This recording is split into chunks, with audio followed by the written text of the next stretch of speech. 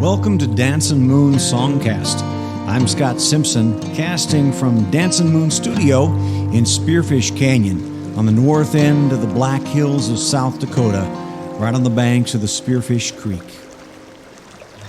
If you'd like to follow along, you can download a free PDF of my lyric book from scottsimpsonmusic.com/lyrics, and of course you can find links to all my music there as well.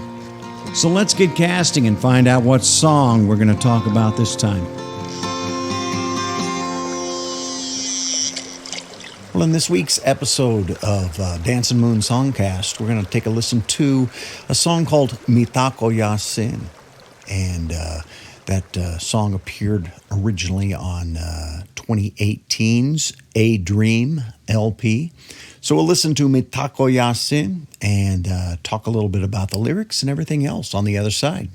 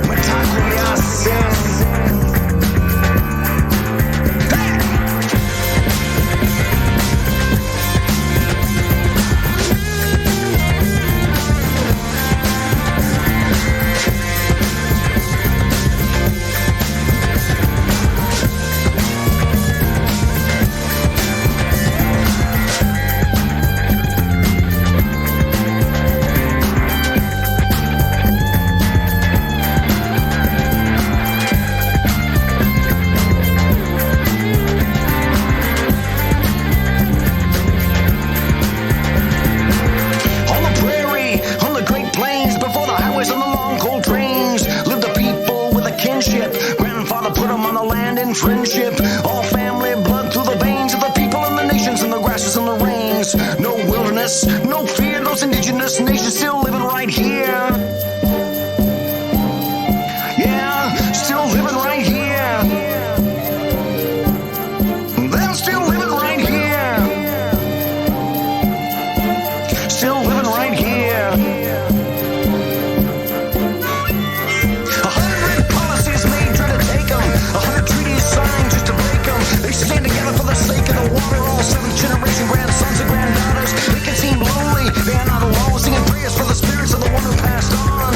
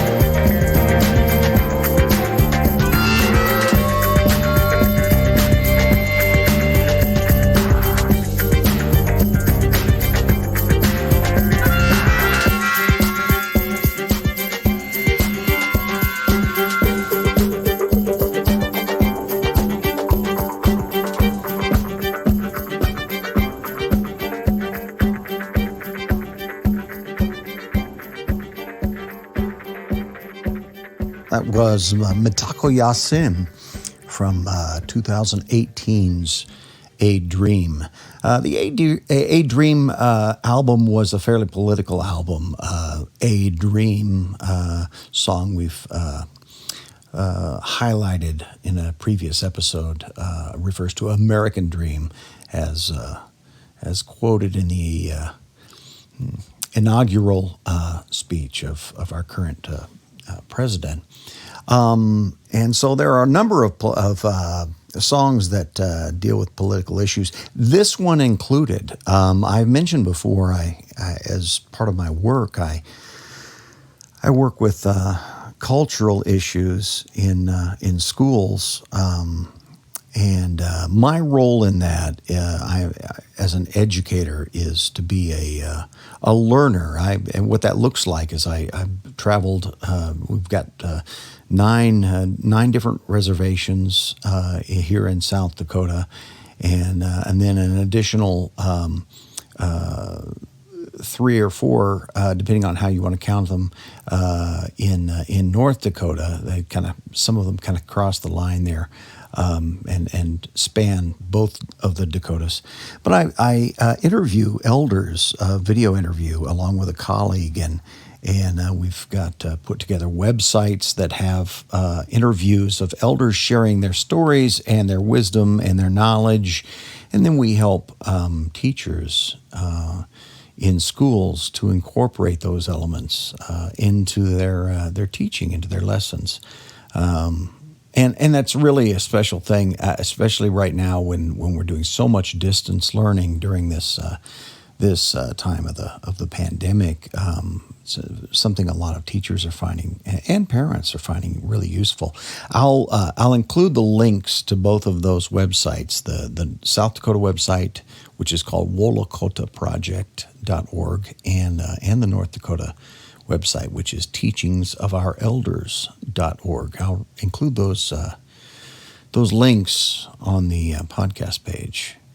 But this song was written out of some of that knowledge that I've gained from having sat and listened to indigenous elders across multiple states: South Dakota, North Dakota, Wyoming, Montana. And specifically from the people of the Ochete-Chacoin, the Lakota, Dakota, and Nakota people. This word, Mitak Oyasin, it's a shortened version of the full word, which is Mitakuye Oyasin, which is also a prayer. If you hear a person leading a prayer, speaking a prayer, or singing a prayer, who is part of the Ochete-Chacoin, the 7 council fires, more than likely it will end with Mitakuye Oyasin, which means all my relatives. And it's a philosophy. It's a prayer. It's a way of being. Recognizing my interrelatedness to everything else. Certainly all my relatives means all my blood relatives, but it also means much, much, much more than that. It means all of my relatives, all 2-leggeds, all 4-leggeds, all winged, all swimmers, all crawlers, rocks, grass, trees, everything having to do with Unchimaka, grandmother Earth, and the stars, and the sun, and the moon as well. It's a recognition that I, as an individual, am part of a larger family. There's a relational aspect to my existence. I'm not other, and you are not other. We are related. And that prayer, Mitak Oyasin, calls us to that realization, calls us, I think, to recognize that I have a responsibility to you. You have a responsibility to me. We can't just write each other off. And of course, none of us on this planet lives up to that. But it's aspirational. It's something we aspire to. It's something that we learn, we live into. So that was the core of the song. The other thing you should know that you, I'm sure, noticed is in this album, I really kind of stretched into rapping, and so I hope that's not off-putting to anyone to hear. Here a 50, at the time, 54, 53, some odd year old white guy rapping. Anyway, my entire approach to this is with deep respect, both to the knowledge, the indigenous knowledge that's embedded in this, and to the musical approach that I elected to take with this. I have deep respect for those who rap well, and to the culture and cultures that brought that tradition about. I have deep respect for indigenous nations, and so whatever you might think, this entire song is presented out of humble respect. As me, a learner, has learned from others. So we'll take a look at the lyrics and talk a little bit about my understanding of that led me to write this, and so make some connections there. The song begins. On the prairie, on the great plains, before the highways and the long coal trains, lived a people with a kinship. Grandfather put them on the land in friendship, all family, blood through the veins of the people and the nations and the grasses and the rains. No wilderness, no fear. Those indigenous nations still living right here. Still living right here. Still living right here. Still living right here. So I'll start at the end of that segment. I think it's important for people. I know if you live here in the Great Plains, in the Dakotas, in Nebraska, and in Minnesota, and if you live out here, you should have an awareness of the indigenous people of this area. I recognize, though, because of all the things that have gone before with Hollywood, with stereotyping, with misunderstandings, misinformation, there are literally many, many people who think the indigenous people of this continent are all gone, that they don't exist anymore. And they do exist, and they don't exist in your Hollywood movie sort of way. They exist certainly as a people who have a rich history, but they exist as a people who are present with us now and who are part of our collective society. They certainly have their own society as well, but they are part of all of us, and so that's important to know that they exist today in real time, not just in a history book or in a museum, and they have real current issues, real current activities that both contribute to society as a whole, and also are impacted by things that are going on in our society as a whole. So that's really important. But out here on the Great Plains, and I grew up on the Great Plains, Nebraska, and lived in the Panhandle of Texas for a while, and now, of course, have lived in South Dakota for a long time. The Plains tribes, the Great Plains tribes, It's a unique environment that's wide and flat and open, and of course was filled with bison, and has gone through so much change over time, with highways, with the railroad before that, and there were and remembering that there were people who have been here. There are people who were here long before those train tracks came through, long before the highways came, long before the bison were nearly wiped out. And they were here in relationship to this very specific land. Their culture, their language, their practices, their spirituality is all a reflection of the environment that they saw as family. Grandfather refers to Tunkashila, the great spirit, who put them here on this land in friendship. The words Dakota, Lakota, Nakota all mean friend. They saw themselves as friends. They saw themselves as relatives of everything around them. And therefore, doing something was a spiritual matter. And it was a family matter. It was a relational matter. You don't just kill a bison without thinking about it, without giving thanks, without gratitude to the bison who's giving his or her life for your life.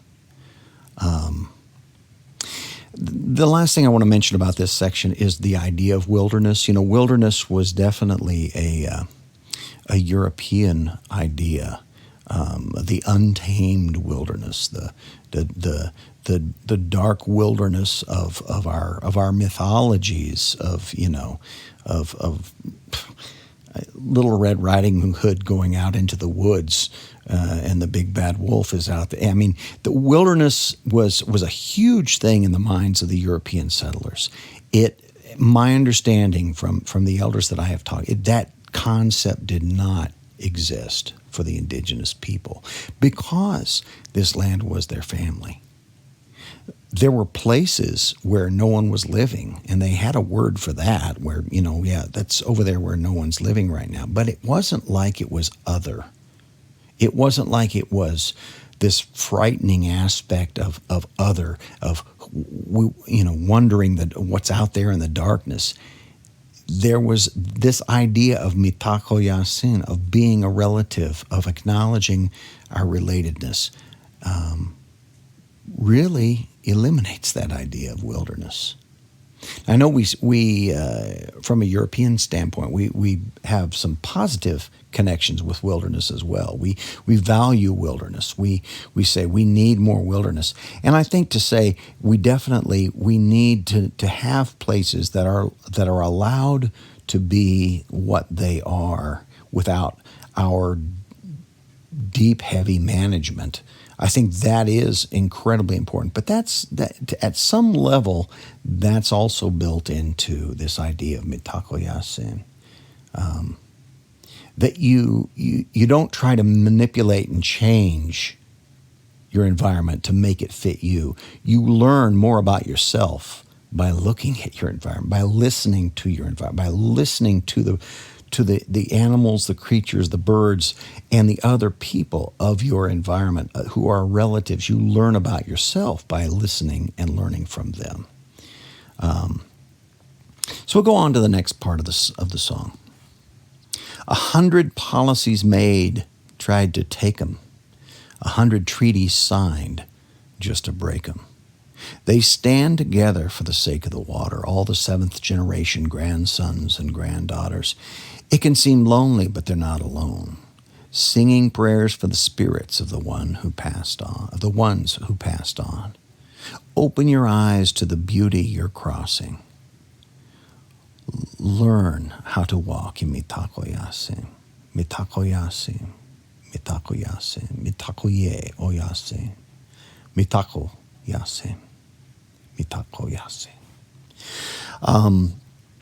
So, there's an ugly history here between the indigenous people of this place and the U.S. government. Policies that were made that were designed specifically to manipulate and to do things to the indigenous people. Ultimately, if you read some of the statements made by the forefathers, and there was a division of thought on this, but many of them felt like the best thing we could do would be to literally eradicate the indigenous people.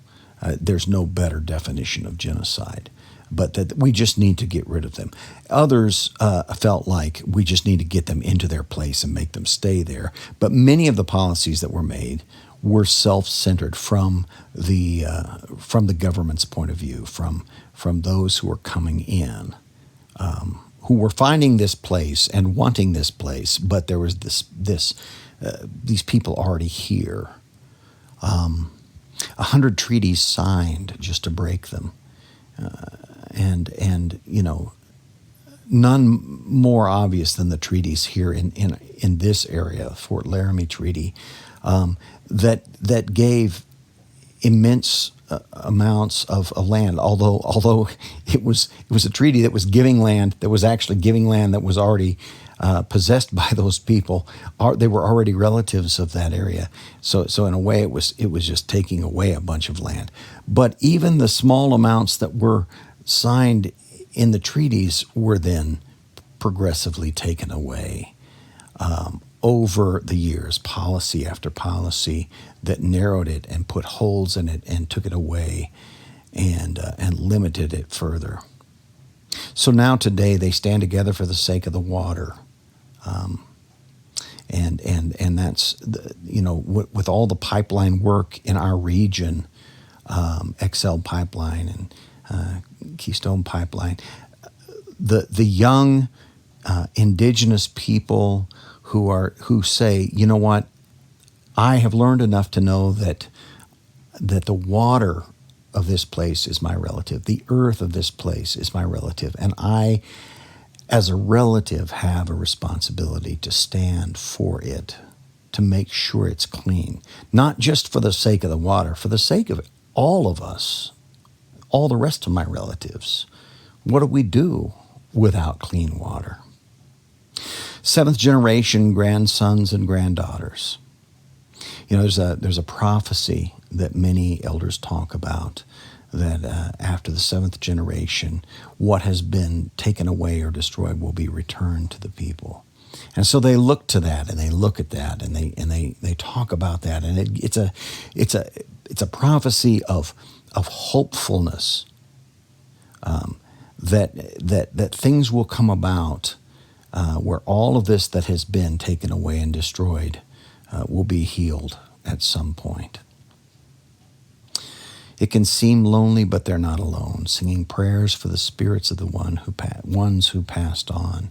If you're an indigenous person, one clear and present, ever-present entity is the spirits of your ancestors, those who have lived before you, who have passed over, who have crossed over, who are not just dead, but they're present.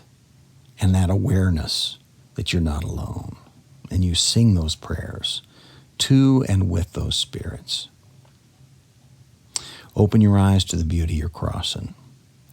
Learn how to walk in Mitak Oyasin. So many people cross the Great Plains, and they think everything that's important happens on the coasts. And there's plenty of wonderful things that happen on the coasts. But we're not just a flyover state. We're not just a drive-through state. There is beauty that has happened here and is happening here. And there's nothing more beautiful than this idea of our relatedness, our interrelatedness, Mitak Oyasin. To learn that and to learn what that means and to learn how to walk in that way, I think is one of the most valuable things that we could do, especially in times like this. To learn how to relate to one another in good ways as relatives and not to write each other off. Well, musically, like I said, this and a couple of other songs I have kind of stretched out into rapping. It's something I really enjoy doing. I'm not all that great at it, but it seemed like the right vehicle for these ideas for this song. It also, that style with a heavy beat provided me an opportunity to pick up the electric guitar again and do some more with that. And it's a hard hitting, heavy hitting kind of song. It has some smoother elements in it. We've got some strings in there where it kind of goes a little bit more acoustic and string based, and then comes back in with the heavy electric. I think there is plenty to be angry about, but that's the key. How do I be a good relative and know when the anger needs to come out and how that anger needs to come out, and come out in a good way, not in a destructive way, but in a way that makes change happen. And there's so many wonderful indigenous artists and musicians who are doing that. So I would encourage you to seek those out, seek out that indigenous voice. And that's not just here on our continent. That's in Australia as well. It's in Africa. It's around the globe. Anywhere where colonialism has played a role and oppressed groups of indigenous people, you can hear those indigenous voices, and they'll rise up with wisdom, with anger, and they'll rise up to make change. So there we have it. Mitak Oyasin. Thank you so much for joining me for another episode of Dancin Moon Songcast. You can find all my music, all my lyrics at scottsimpsonmusic.com. You can stream on Spotify, iHeartRadio, Apple Music, Amazon, wherever you stream your music, you can find it there, YouTube.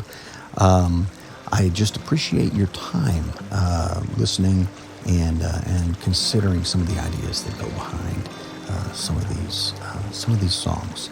And these ideas here, I am so happy to say, these are not my ideas. They are ideas that I have learned from wonderful, wise indigenous elders that I've been fortunate enough to spend time with. So, have a great week, and Mitak Oyasin, and be well.